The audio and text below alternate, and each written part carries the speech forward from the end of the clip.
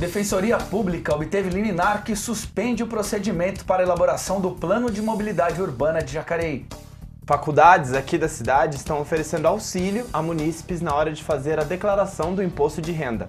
Colégio Ângulo elege mais um estudante para participar do Câmara Jovem 2019. Entre os nossos convidados de hoje, vamos receber a Mônica Gonçalves, que é professora de Braille. E também a vereadora Lucimar Ponciano, do PSDB. Notícias, informações e prestação de serviço. A partir de agora, no Bom Dia Jacareí.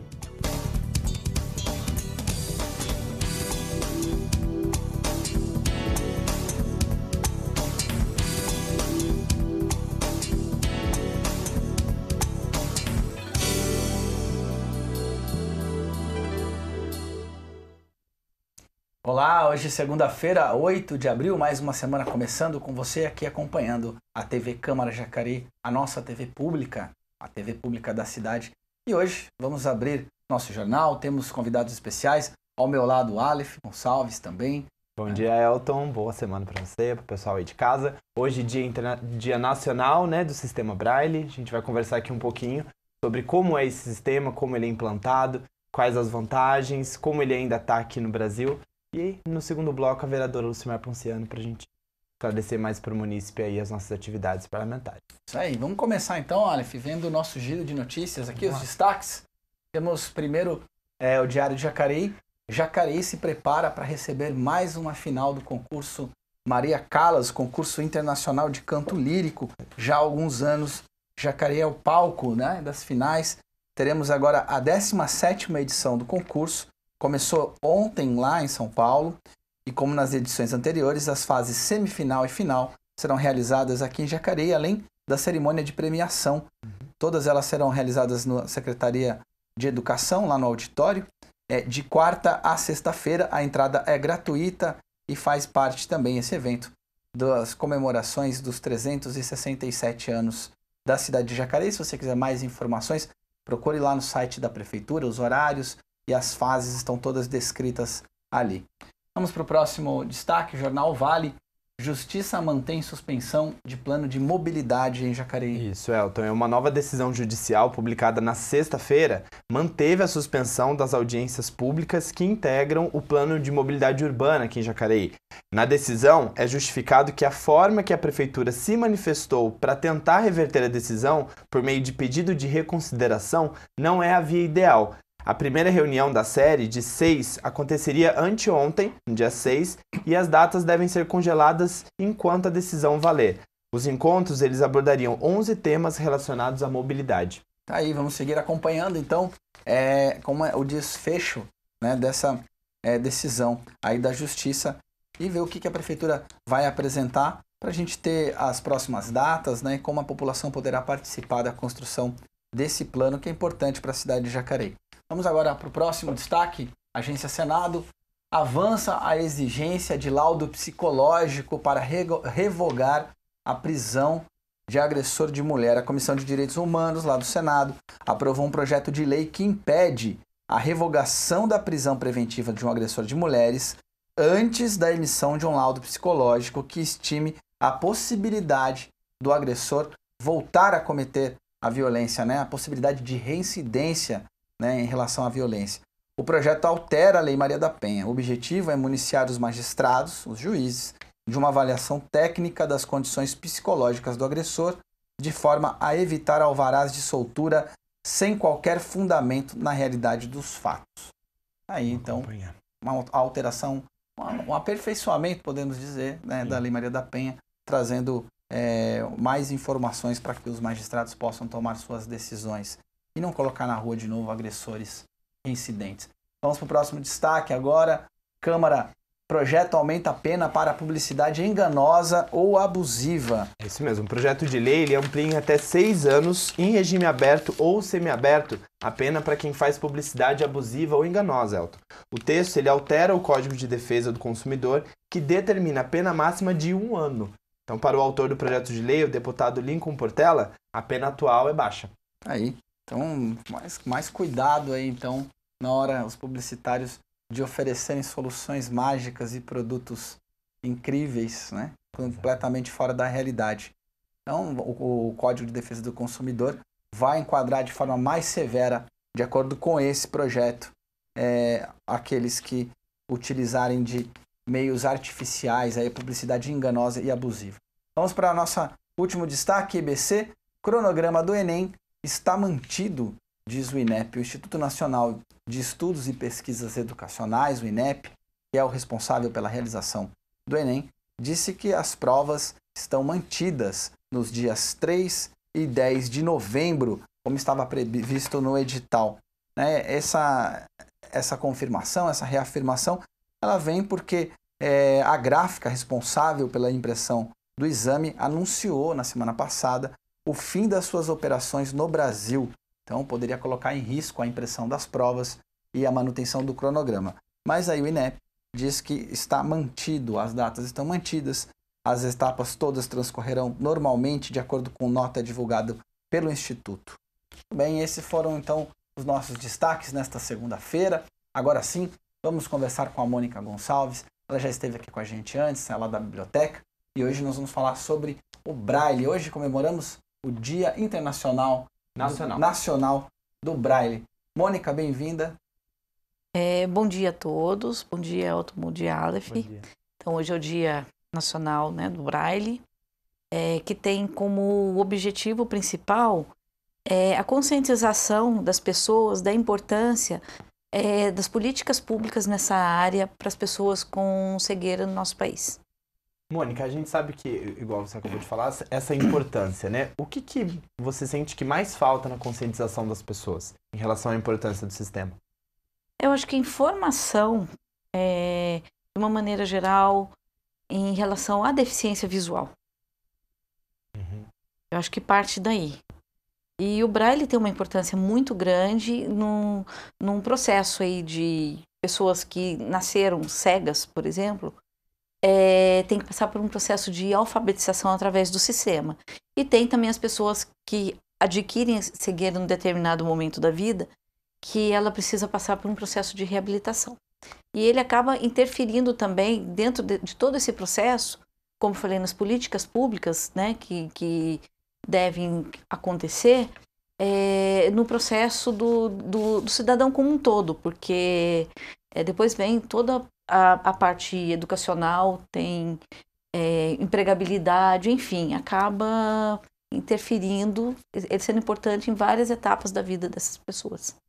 E para a política pública, você sente que ainda falta muita coisa, muita gestão para a gente conseguir adaptar esse sistema? A gente está caminhando, né, para isso. Eu acho que já melhorou um pouco, mas tem muitas coisas ainda a serem trabalhadas, a serem feitas. Como eu falei, começando a conscientização da população, das pessoas como um todo. Muito bem. Bom, antes da gente continuar essa conversa, vamos conhecer mais sobre o Braille, que, olha só, antes de ser um sistema de escrita e leitura para deficientes visuais, era muito usado na comunicação secreta entre soldados lá no século XIX. Vamos conhecer um pouco mais sobre essa história numa reportagem especial produzida pelo Tribunal Regional do Trabalho, lá do estado de Santa Catarina.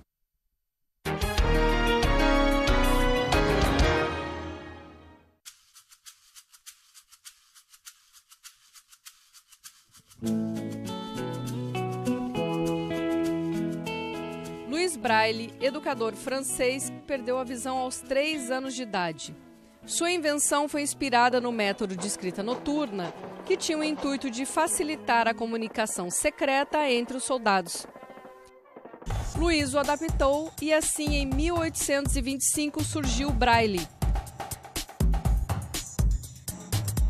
Formado por 6 pontos que, combinados, originam 63 símbolos, entre números, letras, sinais de pontuação. No Brasil, o Braille passou a ser conhecido por intermédio de José Álvares de Azevedo, que havia aprendido o código na França e trouxe ao Dom Pedro II.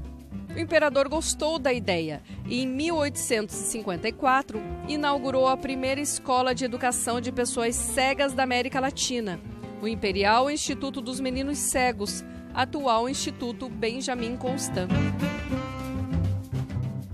O reglete e o pulsão equivalem ao papel e à caneta. Com eles é possível marcar o papel em alto relevo. Tem também a máquina manual. Ela é muito parecida com as antigas máquinas de datilografia. A diferença é que ela marca o papel em alto relevo. Com as novas tecnologias, alguns dispositivos facilitam a vida da pessoa cega ou com baixa visão, como alguns relógios em alto relevo, celulares em braille e impressoras portáteis que imprimem folhas em alto relevo.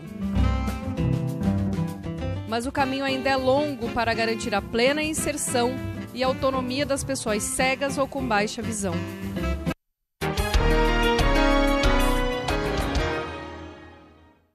Tá aí.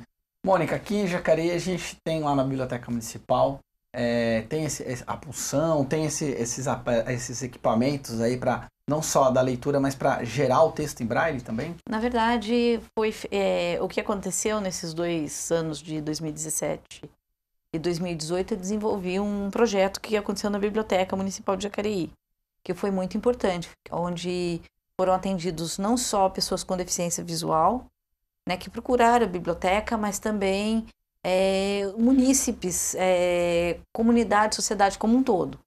E agora, nesse ano, agora de 2019, eu não estou na biblioteca. Eu estou num outro projeto, num outro trabalho na Secretaria de Educação. Também nessa área, como formadora, hoje eu estou dando uma assistência às crianças com deficiência visual, estou indo às escolas, vendo essas crianças, orientando professores, orientando pais, equipes gestoras. E para o segundo semestre vai haver os cursos, mas na Secretaria de Educação. Mônica, como é que está a oferta de livros e produtos nas bibliotecas, no sistema de educação com o sistema Braille? Nós temos na nossa biblioteca aqui um acervo muito rico de livros em Braille. Isso nós temos aqui na nossa biblioteca. Essa é uma realidade nacional, internacional, só do município? Hoje existe, tem um programa aí, né, tá levando a acessibilidade às bibliotecas. Como eu falei, nós temos um acervo muito rico aqui, e nós temos hoje algumas bibliotecas no nosso país que tem um setor reservado para essa área de acessibilidade, livros em braille, livros falados. No caso, tem biblioteca que também tem a máquina, tem um scanner. Tá melhorando bastante. Acessibilidade também está chegando nesses setores, né? Biblioteca, entre outros locais aí que nós temos aí que precisam estar acessíveis às pessoas com deficiência visual. Bom, vamos ver como é que fica a previsão do tempo nesse início de semana, aqui com o CPTEC e INPE. Previsão do tempo hoje, segunda-feira, começou aí com chuva já na madrugada e vamos ter temperaturas mais amenas ao longo do dia. Depois de alguns dias de calor intenso, o sol aparece entre nuvens nesta manhã e a nebulosidade pode provocar ainda mais pancadas de chuva no período da tarde. A umidade relativa do ar fica em 48% e a possibilidade de chuva chega a 53%. As temperaturas variam entre 20 graus de mínima e 26 graus de máxima. Amanhã, a temperatura deve permanecer a mesma, poucas alterações ocorrerão aí neste quadro. Terça-feira vai ser de pouco sol ao longo do dia e, se aparecer assim, estará com o céu encoberto. A umidade do ar fica em 48% e teremos 27% de possibilidades de chuva. Os termômetros devem variar entre 19 graus de mínima e 26 graus de máxima. Aí. Mônica, a gente já fez matéria com você, a gente já conversou sobre esse projeto lá na biblioteca, e eu confesso que para mim foi uma surpresa. Eu sempre imaginei o Braille como um sistema de leitura, e quando eu fiquei conhecendo que também a pessoa cega ou com baixa visão, ela também pode produzir os seus textos, né, no Braille, e ali a biblioteca tem, eu não me lembro agora o nome a gente acabou de ver aí o equipamento. A reglete, a punção e a máquina Braille. Isso, eu queria que você falasse um pouquinho sobre isso também, porque a gente tem muitos autores também cegos hoje no Brasil. Então, o sistema Braille é um sistema de leitura e escrita. Então, o deficiente visual, como eu falei, existem 2 processos, a alfabetização e a reabilitação. Processo de alfabetização é a pessoa que congênita, que já nasceu cega e precisa do Braille como essa ferramenta para ele passar por esse processo. Então, ele aprende tanto a ler como a escrever. E as ferramentas são essas: reglete, punção e a máquina Braille. O que é mais utilizado hoje em dia é a máquina Braille, né? Ela facilita muito mais, porque a reglete ela funciona da seguinte forma: é uma base de madeira que tem uma régua de alumínio com celas Braille, com os 6 pontinhos, e com a punção ele vai escrever, vai furar esses pontinhos, essas combinações. Só que nós temos 2 tipos de reglete: a negativa, que a pessoa escreve da direita para a esquerda, depois ela vira a folha e faz a leitura da esquerda para a direita. E tem a reglete positiva, que ela já na posição de leitura mesmo já está saindo os pontos para o processo de leitura. Ou seja, perdão, pode falar. E tem a máquina, que ela é mais rápida e ela dá mais conforto para o deficiente visual nesse processo de escrita. São bastantes processos e alguns envolvem até uma questão de lógica, né? Escreve da direita para a esquerda, lê da esquerda para a direita, né, Mônica? Isso. Eu queria saber como é que está aqui na cidade os cursos, as aulas. Existe algum tipo de curso para essa escrita e leitura? Como é que está a cidade aqui nessa questão? Como eu falei, eu agora, nesse momento, a partir desse ano, eu estou na Secretaria de Educação como formadora nesse processo aí de estar dando orientação nas escolas, atendendo as necessidades das crianças, alguns encaminhamentos. E tem previsão dos cursos agora para o 2º semestre pela Secretaria de Educação. E aí, quais são os cursos? O Braille e o Soroban. E dentro do Braille, o que se aprende? A leitura e a escrita Braille, vai aprender os pontos. Uma coisa interessante, o Braille ele segue exatamente a norma culta da língua portuguesa. Da mesma forma que você a pessoa que é alfabetizada em tinta, a pessoa que é alfabetizada em Braille segue todo esse processo. O que existe é o que eu falei, a diferença de alfabetização e reabilitação. A pessoa que nunca teve contato com Braille, com a escrita em tinta, ele passa por o processo de alfabetização em Braille. E tem a pessoa que é o processo de reabilitação, ou seja, ela já passou por um processo de alfabetização em tinta e ali ela tem que reaprender a ler e escrever através do sistema Braille, certo? Então são 2 processos diferentes. E o ensino de profissionais, de professores, de comunidade para aprender o Braille, ele também é diferente. Porque tanto no processo de alfabetização como no processo de reabilitação, existe um trabalho de pré-leitura, de preparação, de estimulação tátil para que essa pessoa desenvolva o processo de leitura. E no caso, quando a gente dá formação para outros profissionais, para outras pessoas como um todo, ela vai utilizar a visão para fazer essa leitura e não a leitura tátil. E o Soroban? O Soroban, ele é o ábaco japonês.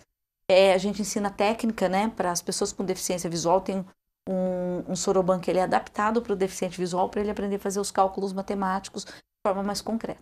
Ou seja, então a gente tem a leitura e a escrita e o Soroban que já é mais essa parte... Seria uma alfabetização matemática, né, que as operações são realizadas nesse aparelho. Muito interessante. A gente vai que auxilia bastante o deficiente visual.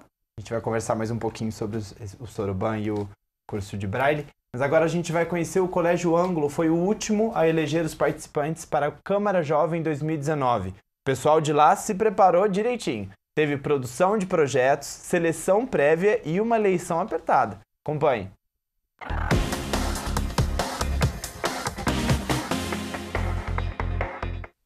A última eleição do Câmara Jovem 2019 aconteceu na Escola Ângulo, que fez uma pré-seleção onde todos os candidatos apresentaram ideias e só os 3 melhores passaram para a reta final. Eles falaram para todo mundo ser eleito, teria que ter uma ideia. E a minha ideia foi criar mais canis e ONGs para animais abandonados. Eu pensei em fazer doações de cachorros de ONGs para pessoas com deficiência, para poder ter uma alegria a mais para a pessoa.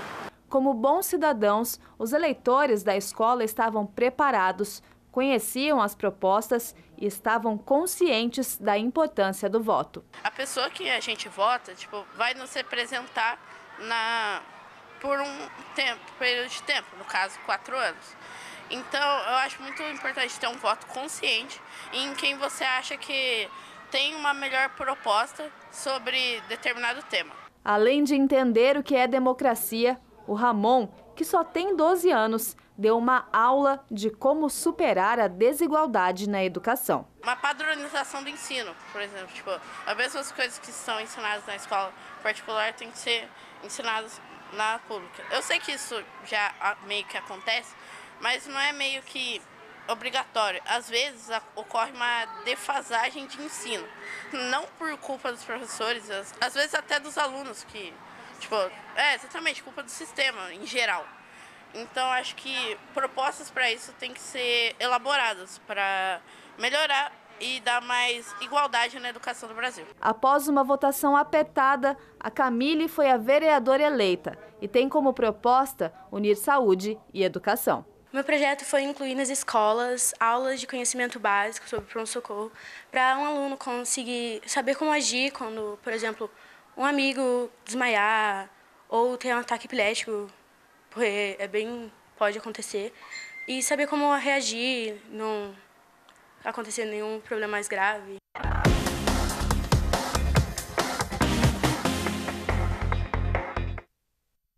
Aí mais uma escola, então, formando a turma, né? Eles já estiveram aqui na semana passada, todos os participantes conhecendo a Câmara e se preparando para a cerimônia que vai ter aí de posse. E eles estão animados, a gente percebe que esse ano existiu uma participação maior dos jovens, um interesse maior em discutir política mesmo, então eles estão vindo aí com essa vontade de aprender, acho que esse ano vai ser bem rico. Vamos ver.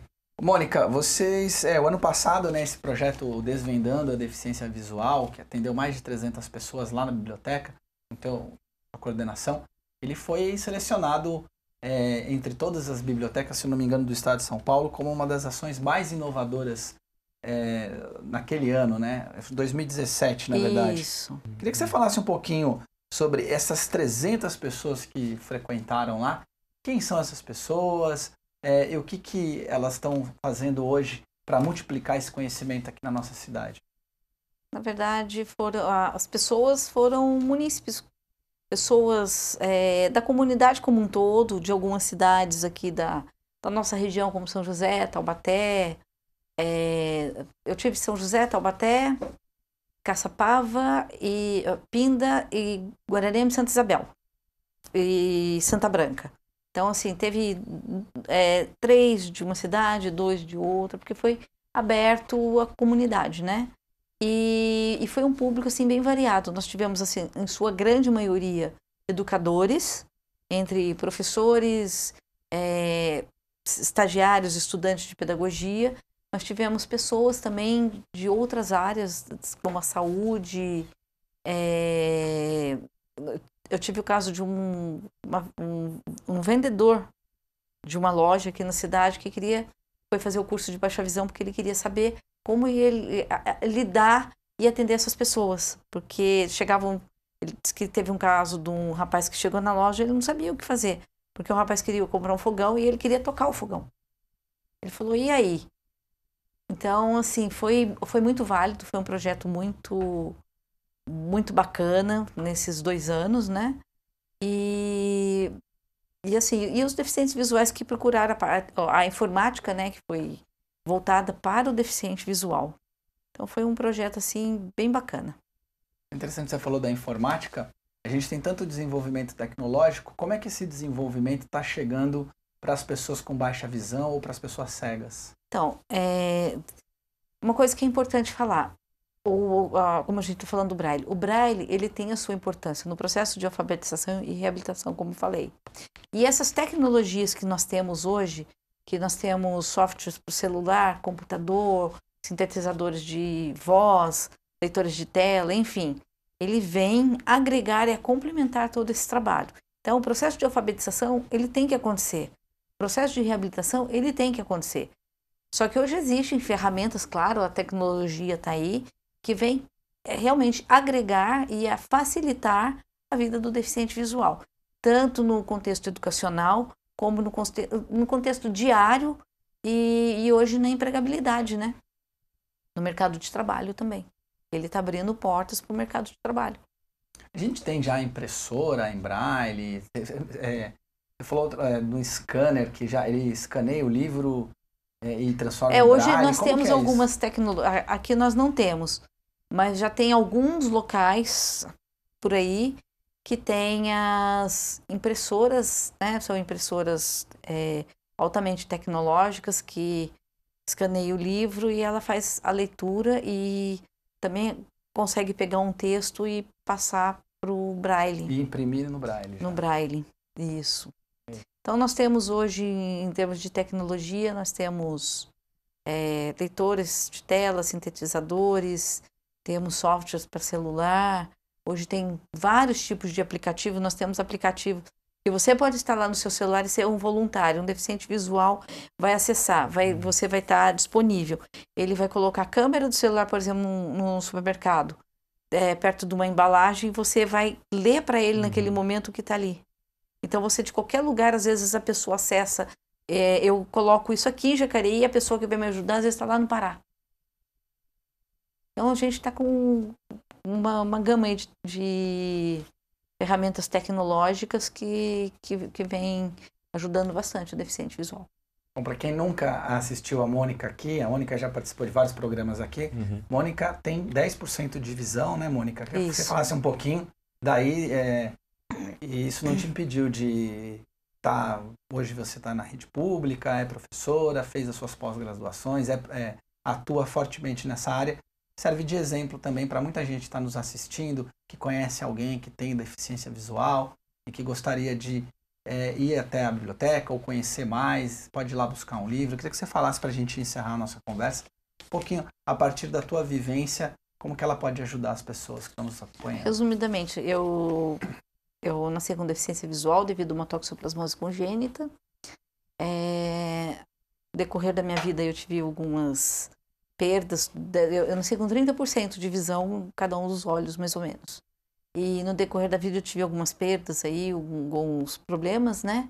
E hoje eu tenho 10% de visão no olho direito e vulto no outro. Mas isso não me impediu aí de estar tocando a minha vida, de estar estudando, indo para frente. Eu acho que isso é muito importante. As pessoas não têm que ver o fato dela ter uma deficiência ou não, de estar correndo atrás daquilo que ela acredita. Eu acho que é muito importante isso, não se colocar numa posição de conforto, de vítima, né? E sim olhar para frente que você é uma pessoa, em primeiro lugar você é um ser humano e tem suas habilidades, suas potencialidades e tem que correr atrás. Ela gera algumas limitações? Sim, mas quem não tem suas limitações? Eu acho que todo mundo acaba tendo em algum momento da vida suas limitações. Acho que você não tem que ver a deficiência como um obstáculo para você estar realizando os seus sonhos, sejam pessoais, profissionais, enfim, eu acho que é tocar o barco, é olhar para frente. Mônica, parabéns pela sua iniciativa, parabéns pela sua superação e a gente espera que você inspire, né, e que cada vez mais esse sistema e a acessibilidade esteja acessível, né, para todas as pessoas, para que a gente consiga caminhar ali pelo mínimo de justiça e igualdade. Obrigado pela sua presença. Muito obrigada. Bom dia para você. Bom dia. Nós vamos para um rápido intervalo e no segundo bloco vamos receber a Lucimar Ponciano.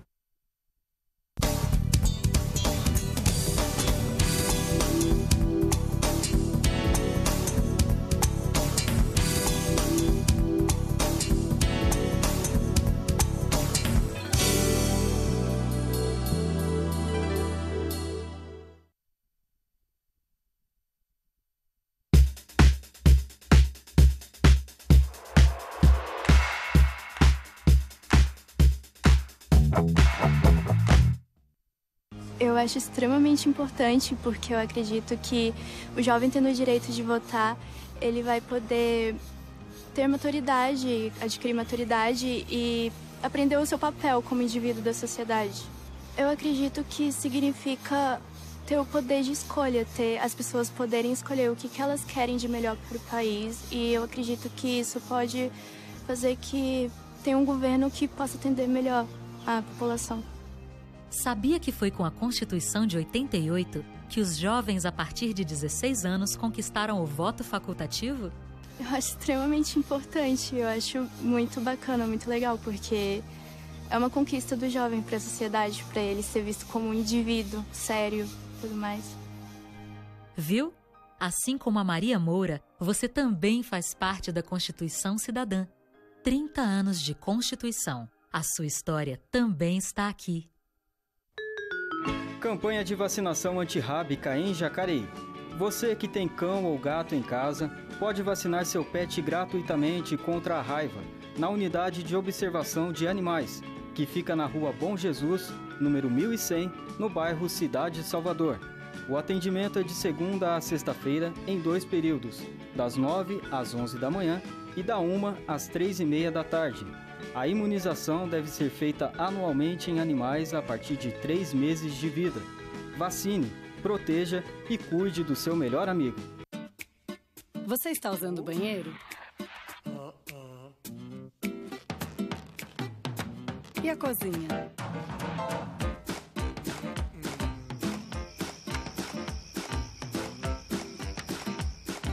Se cada casa do município de São Paulo deixar 2 lâmpadas acesas sem necessidade durante 1 mês, teremos desperdiçado energia elétrica suficiente para suprir toda a demanda de energia das casas do estado do Espírito Santo durante esse mesmo mês.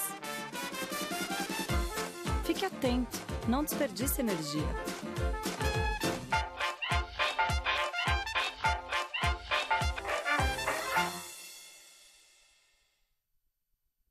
Você pode colaborar com o Hospital Santa Casa, São Francisco e também com a Causa Animal em sua conta de água. Para doar, basta comparecer ao SAI e preencher o termo de doação com o valor escolhido e a instituição de preferência. O SAI está localizado no endereço Rua Antônio Afonso, número 460, Centro. Para mais informações, acesse saijacareí.gov.br ou ligue para o telefone 0800 725 0330.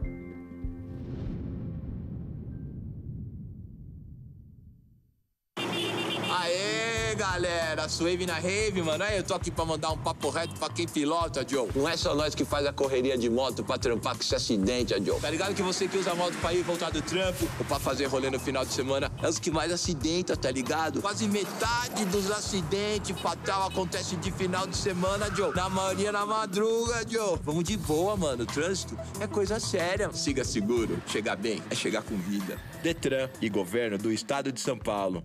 Você sabe a diferença entre a coleta seletiva, o leve e o catatrecos em Jacareí? A coleta seletiva é o recolhimento daquele lixo seco, como papéis, plásticos, metais e vidros, que é retirado por caminhões e você deixa na porta da sua casa. Já os leves são os locais fixos de entrega voluntária em que você pode levar óleo de cozinha, pilhas, lâmpadas, material de construção de até 1 metro cúbico, móveis, eletroeletrônicos, eletrodomésticos e sucatas em geral. Finalmente, o catatreco é itinerante. O caminhão recolhe basicamente os mesmos materiais que o leve, porém ele se desloca até os bairros da cidade, sempre aos sábados de manhã. Confira os locais atendidos por esses 3 serviços de coleta de resíduos em Jacareí pelo site jacareí.sp.gov.br. Fala aí, mano. Beleza, mano. Aí, tá prestando atenção? Ô, se liga na velocidade com a moto, hein? Respeita esse limite de velocidade, hein, Joe? 1 a cada 3 que morre no trânsito é um de nós, mano. Siga seguro, Joe. Chega bem, é chegar com vida. Detran e Governo do Estado de São Paulo. Lei da Parada Segura. A lei garante o direito das mulheres ao desembarque durante a noite entre as 21 horas e 5 horas da manhã, fora do ponto, desde que não mude o trajeto da linha de ônibus. Os motoristas ficam obrigados a parar o veículo no lugar em que a passageira pedir para desembarcar.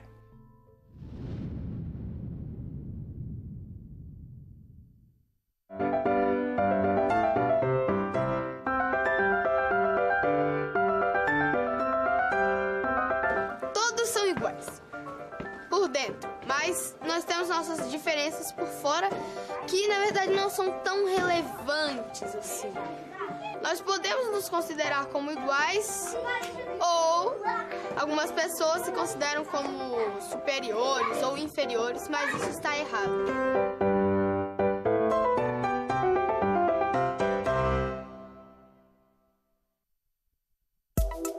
A Defesa Civil é responsável por coordenar os trabalhos dos órgãos públicos em casos de enchentes, deslizamentos de terra e catástrofes naturais, orientando e ajudando nos trabalhos do Corpo de Bombeiros, Polícia Militar e serviços de emergência.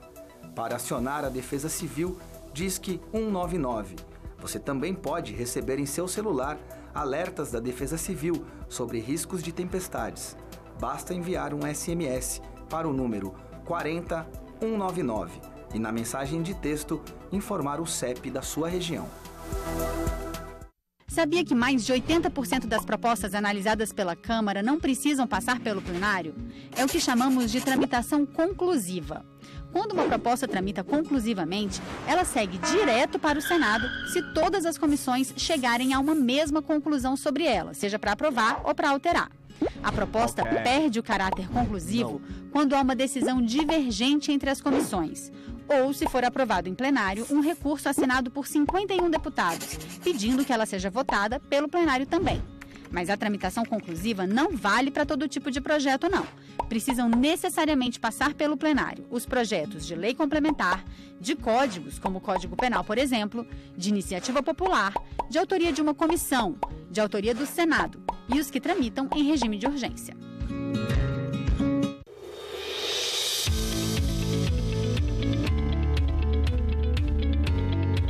Acompanhe o trabalho dos vereadores de Jacareí no site da Câmara Municipal.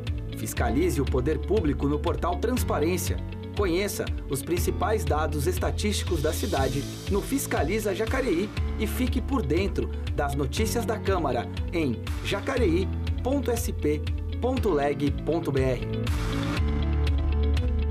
8 em cada 10 casos de conflito de consumo resolvidos em torno de 7 dias, usando apenas...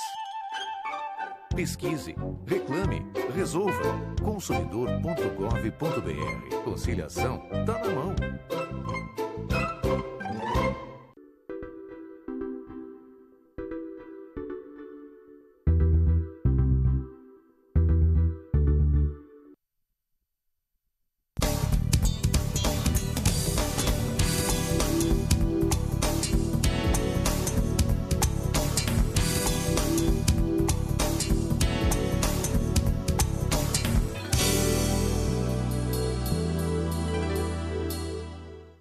Estamos de volta com Bom Dia Jacareí. Nesse segundo bloco estamos recebendo a vereadora Lucimar Ponciano do PSDB. Seja bem-vinda, vereadora. Bom dia. Bom dia, Elton. Bom dia a todos da TV Câmara. É um prazer estar aqui mais uma vez. Vereadora, hoje, esta segunda-feira, tem duas atividades aí se destacando na sua agenda. Vamos começar a primeira agora às 10 da manhã, que é uma reunião com os representantes dos asilos aqui. Agora não é mais asilo, lares, né? Dos lares, né? Lares. Aqui da cidade de Jacareí, para um projeto de lei que vai permitir a doação para essas instituições lá na conta do SAI, é isso mesmo? É isso mesmo, é continuar, porque já existe essa abertura, né? Então a gente já vai colocar os asilos e também as outras obras sociais devidamente cadastradas, com vínculo na rede pública, com CNPJ, porque a gente vê hoje, por exemplo, pegar os lares, por exemplo, eles têm vários sócios, no qual o lar ele tem que ter alguém para buscar essa doação.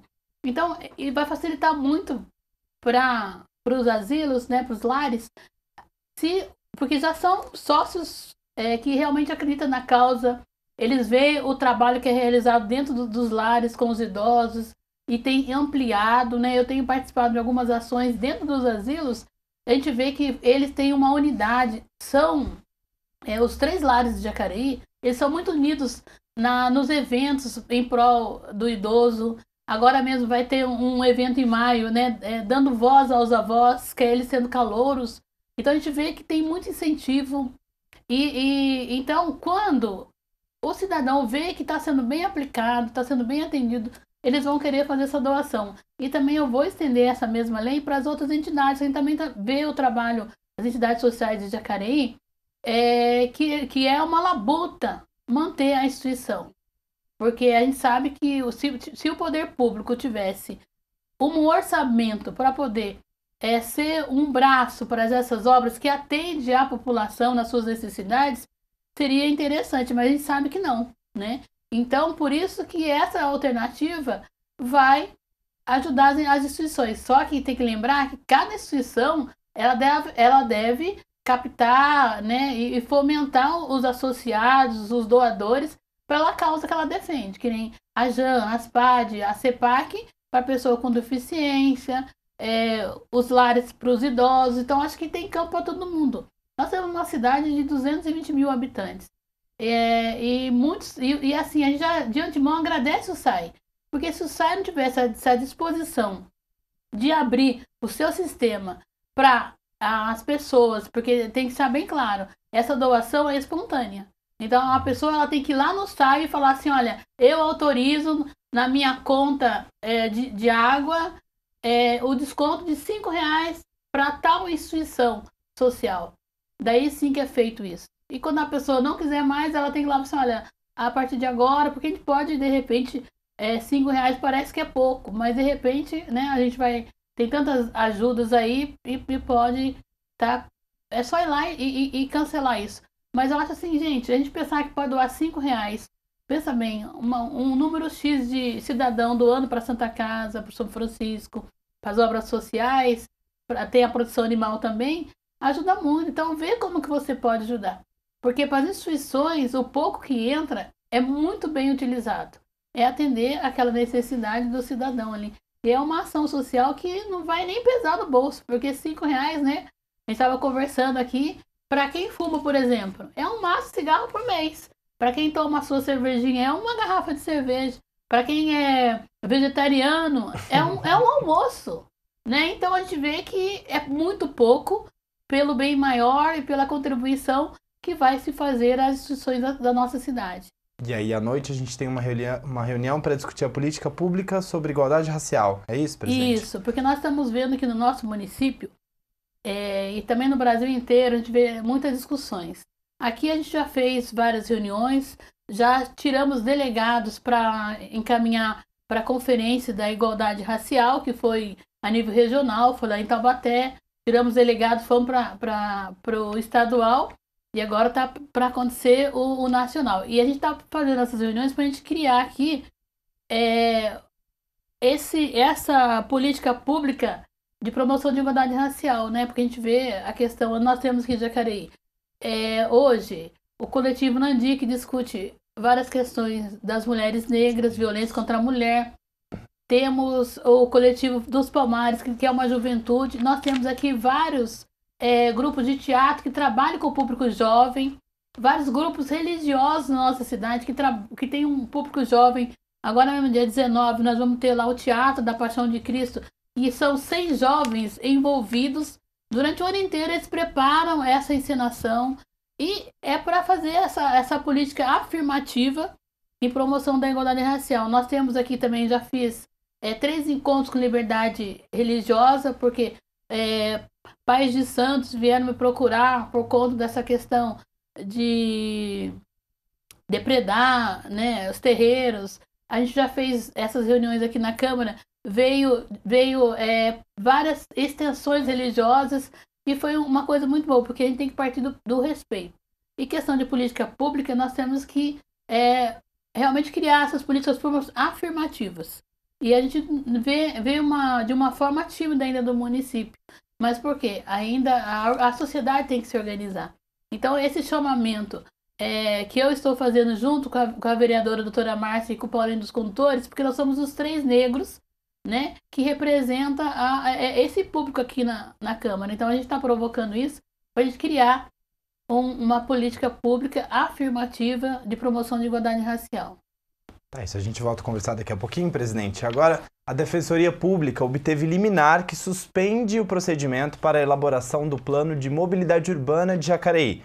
A Prefeitura deverá apresentar e divulgar 30 dias antes do início do novo calendário todos os documentos, atas de reuniões e audiências, mapas, diagnósticos e estudos sobre o assunto. A Defensoria Pública obteve decisão liminar da Justiça e suspendeu a elaboração do Plano de Mobilidade Urbana de Jacareí. O documento condena outra vez a falta de participação popular, como aconteceu com o plano diretor do município. Mas o secretário da pasta rebate esse argumento. A liminar é contraditória ao que de fato está acontecendo. Então, primeiro, informar que isso é um processo de 2015, né, onde a Defensoria questionava o plano de mobilidade da gestão passada. Diferente do que aconteceu na gestão passada, em 2017 e 2018, nós realizamos 21 audiências públicas, todas convocadas com boletim oficial, divulgada na imprensa, com ampla participação, com ata, com lista de presença, com tudo documentado. Então, exatamente cumprindo a participação e privilegiando a participação popular. A Defensoria informou por meio de nota que a decisão também obriga a Prefeitura a apresentar e divulgar 30 dias antes do início do novo calendário todos os documentos, atas de reuniões e audiências, bem como os mapas, diagnósticos e estudos sobre o assunto. Para Edinho, essas regras já estão sendo cumpridas. E o que eu percebo é uma desinformação da Defensoria Pública, né, de não ter buscado a informação correta. No próprio processo, a juíza pergunta para a gente sobre isso. A Prefeitura estava dentro do prazo para juntar os documentos comprovando exatamente o contrário do que afirma a Defensoria Pública. E antes do prazo ser finalizado, surpreendentemente, a juíza deu uma liminar. Então isso fere o princípio do contraditório da ampla defesa. Então num processo tem que ser dado tempos iguais para ambos os lados. E se o Poder Judiciário dá um prazo, né, para a parte juntar os documentos, ele tem que respeitar o prazo que ele mesmo deu. Ele não pode pré-julgar sem receber as informações. A Prefeitura destacou ainda que a Secretaria de Mobilidade Urbana vai aguardar uma nova decisão do Tribunal de Justiça e que já está recorrendo da decisão liminar. Por conta da liminar, o plano fica parado, né, o que é uma judiação, porque a gente tem toda a mobilização da população. E veja outro ponto como é contraditório, né? O Poder Judiciário ele suspendeu a Prefeitura de ouvir a população sobre fundamento que a gente tem que ouvir mais a população. Então não dá para entender, né? Então se impediu da gente ouvir a população com o fundamento de que a gente tem que ouvir mais, mas então deixa a gente ouvir. A proposta está bem construída, né, fundamentada nessa participação popular, e assim que a gente tiver a autorização, nós retomamos e fazemos o plano, o que faremos com ampla participação popular, como fizemos no diagnóstico. É isso, a discussão, ela já vem, a discussão do plano de mobilidade, já da gestão anterior. É bom a gente pautar isso, né? O plano de mobilidade já havia sido contestado pela Defensoria Pública e agora voltou a ser contestado na gestão do prefeito Isaías. A senhora está acompanhando isso aqui na Câmara, antes estava acompanhando, eu sei que participava como cidadã, antes de ser vereadora, e agora na condição de vereadora tem acompanhado esse imbróglio que está a suspensão da construção do plano. Como é que a senhora tem visto essa questão? É pertinente a Defensoria Pública cobrar a participação popular. E algumas questões que ela faz referente à divulgação, o convite para a população participar, mas acontece que a gente vê o seguinte, aonde a gente vê que tem na comunidade uma liderança ativa, é onde tem a participação popular. Aonde a gente vê que não existe associação de moradores, a participação popular é bem suave, como diz, né? Porque vai muito poucos moradores. Então, acho que é preciso, sim, fazer uma boa comunicação. E a gente vê que nem a discussão do plano diretor. Eu fui em 6 audiências públicas do plano diretor. A TV Câmara faz uma boa divulgação comercial específico. Em várias reuniões. Então, se eu não posso ir na minha reunião, se eu sou um cidadão interessado, eu vou procurar ele na próxima. Por quê? A padronização da apresentação é a mesma. Então, está faltando mesmo a gente incentivar a população a participar, né? Porque a comunicação existe. Eu acho que também não dá para ser um convite a fazer a comunicação para essa semana e começar as audiências na outra semana. Eu acho que todo mundo tem o direito de planejar a sua participação. Então tem que ser um convite, no mínimo, comerciais 15 dias antes, para a pessoa escolher qual região que ela quer participar. O ideal é que seja na região onde ela mora. E a gente está vendo aí que são muito importantes a gente discutir a mobilidade urbana. Principalmente para desmistificar um pouco de lombada, que todo mundo quer lombada na porta da sua casa, todo mundo quer... Mas é complicado isso, né? Nós temos que trabalhar muito a educação no trânsito, trabalhar muito a educação ambiental. A questão do plano diretor, eu participei de muitas audiências e assim, a didática da apresentação que o executivo fez foi bem didático. E tem que lembrar que muitas questões que são apresentadas é em cima da legislação. E a população, quando ela vê a apresentação feita, nós estamos discutindo também a regularização fundiária. Também é uma legislação que ela é uns loteamentos irregulares do município, temos 22 áreas, então não interessa para toda a cidade. Mas é interessante que a gente vá conhecer aonde o prefeito vai investir o orçamento público. E a gente vê agora a mobilidade. Teve a primeira audiência no sábado. Muita gente não pode ir, então tem que ter uma discussão para saber o dia e o horário é o que a comunidade pode mais participar? Então divulgar antes. Então a defensoria, ela está colocando muitos questionamentos, mas assim, ela não foi em nenhum momento, pelo menos nas que eu fui, em nenhum momento eu vi a presença do defensor público lá. Então, é peculiar alguns questionamentos, sim. É uma autoridade, né? Só que ele tem que ir em uma dessas apresentações e daí sim ele faz os questionamentos em cima do que ele está vendo, que está sendo apresentado para a comunidade. Porque a impressão que se dá na fala e nessas várias ações colocadas, que nem essas ações que eles colocaram, referente ao plano diretor e o financiamento para obras de desenvolvimento urbano do município, não são a mesma coisa. Né? O plano diretor, né, é um plano que rege pelo território inteiro da cidade e tem que ser avaliado no mínimo a cada 10 anos.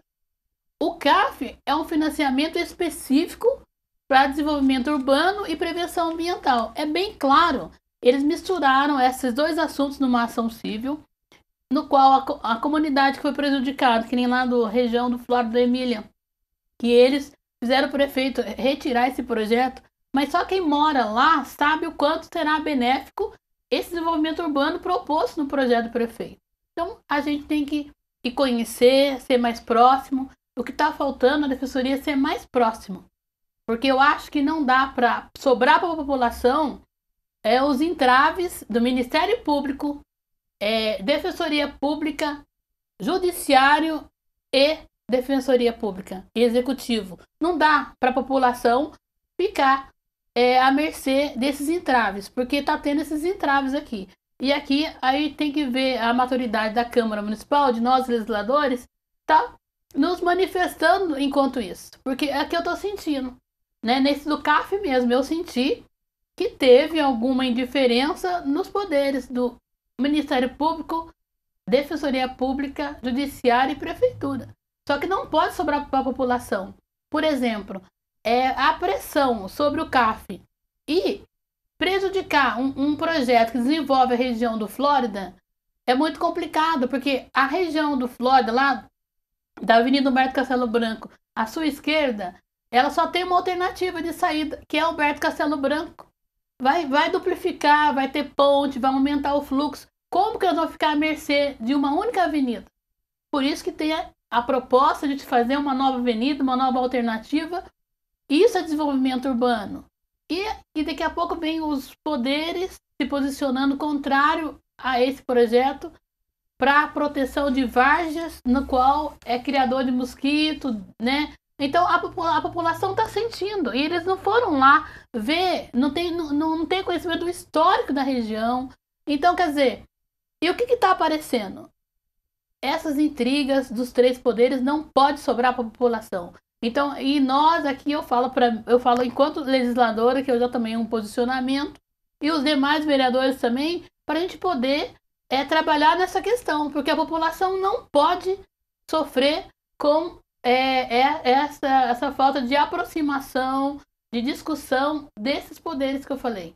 Então aqui a gente convida a defensoria a participar dessas reuniões que a prefeitura está promovendo. Né? Eu estou indo no Pranejo também, e de novo eu falo, a importância, e eu parabenizo os presidentes de associação de moradores, porque os bairros que são ativos, a população vai, critica muito o executivo, elogia também e faz as suas reivindicações. e no qual está tendo uma resposta, uma devolutiva praticamente em tempo real, porque sempre tem o responsável, o gestor público responsável daquela pertinência da comunidade para responder quando vai ser feito, por que não vai ser feito. Então, é isso que eu tenho que falar isso para a Defensoria Pública, para o Ministério Público. Vamos discutir mais, venham também participar, porque a gente vê que muita provocação é feita em uma ação direto do judiciário. E a gente sente falta, né? Que nem o defensor Dr. Bruno. Quando eu fui conselheira regional da Defensoria Pública em São José, 2008 a 2011, ainda não tinha Defensoria Pública, sede definitiva da Defensoria Pública em Jacareí. Depois, quando a gente vai representar a região, mostra as inúmeras questões pertinentes à Defensoria Pública, ela veio para Jacareí. E nós temos 8 defensores públicos, né? E essas localidades de irregularidades, de regularização fundiária, por exemplo, todas que o Dr. Bruno conhece, eu levei junto com a liderança da comunidade. E muitas delas eu levei histórico pronto, levei cadastro econômico pronto, tudo pronto, só para a Defensoria aproximar. Um exemplo é a comunidade Mississippi. Inclusive, teve várias ações, interações da Defensoria na comunidade. Teve aquele carro móvel da Defensoria que atendeu muitos moradores da Avenida Mississippi. Eles vêm direto resolver várias questões na Defensoria, então tem vários caminhos a se abrir. Mas é a interação, é a aproximação, é o discurso. O que a gente não pode deixar acontecer é o que nós estamos vislumbrando aqui na nossa cidade. O Ministério Público com poder, a Defensoria com poder, o Judiciário com poder, o Executivo com poder, e está restringindo na necessidade e na melhoria e no compromisso em desenvolver a cidade de Jacareí. Isso nós não podemos deixar continuar acontecendo. Agora vamos falar um pouco da participação, então, da população aqui na cidade. O projeto Participa Jacareí, da Prefeitura Municipal, tem como objetivo ouvir a população e colher ideias para o planejamento da cidade no ano que vem. Acompanhe a data, o local da próxima reunião. Participa Jacareí, sua oportunidade para construir o orçamento municipal de 2020. Dia 8 de abril, no Cidade Salvador, às 6h30 da tarde, na Escola Joaquim Passos e Silva. TV Câmara Jacareí, a TV pública da cidade. Tá aí. Bom, vereador, é isso, estamos chegando ao fim, então reforçando, agora às 10 horas da manhã, é uma reunião com as entidades, né, para elaboração de um projeto de lei que deve ser apresentado em breve. Em breve, já está pronto já. Tá certo. E à noite, então, aí é uma reunião aberta a toda a comunidade, 7h30 da noite, aqui no auditório da Câmara, discussão de política pública para a igualdade racial. Isso, porque a importância dessa reunião, a gente já discutiu, até já formalizamos o modelo de conselho de promoção da igualdade racial. Mas o que nós temos que fazer? Provocar a sociedade civil para ocupar as cadeiras que lhe pertencem. Então a gente convida a você, jovem, a todos que queiram vir participar com a gente, vocês que é de movimentos, de várias entidades, vem discutir com a gente, porque nós vamos hoje tirar comissões para a gente poder organizar o primeiro fórum de promoção de igualdade racial na cidade de Jacareí. Então a gente precisa construir junto. É isso que nós estamos acabando de falar, né? Então não é uma coisa pronta. Não, vamos construir junto. Então a gente faz esse chamamento, esse convite, né? Em meu nome e em nome da vereadora doutora Márcia e do Paulinho dos Condutores, nós estamos fazendo essa provocação aí. Vereadora, obrigado pela sua presença, um bom dia para a senhora e uma boa semana.